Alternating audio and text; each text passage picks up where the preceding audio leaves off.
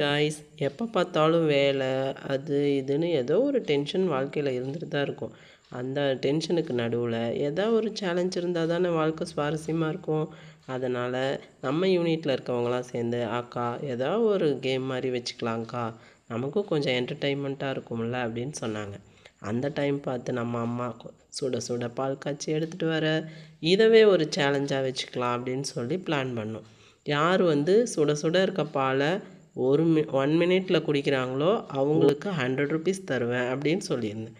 உடனே அதில் 2 பேர் நான் குடிக்கிறேன்னு சொல்லி உட்காந்து தம் கட்டி குடிச்சு பார்த்தாங்க. ஆனால் முடியல. அரை டம்ளருக்கு மேலே குடிக்கவே முடியல. அவங்களும் குடிக்கிறாங்க முடியவே இல்லை. நாக்கெல்லாம் வெந்து போயிடுச்சு.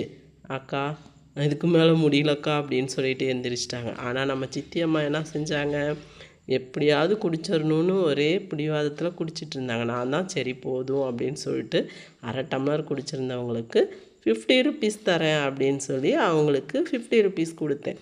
இதே மாதிரி இன்னும் நிறைய சேலஞ்சஸ் வேணும்னா நம்ம கமெண்ட்டில் சொல்லுங்கள். சப்ஸ்கிரைப் பண்ணிக்கோங்க.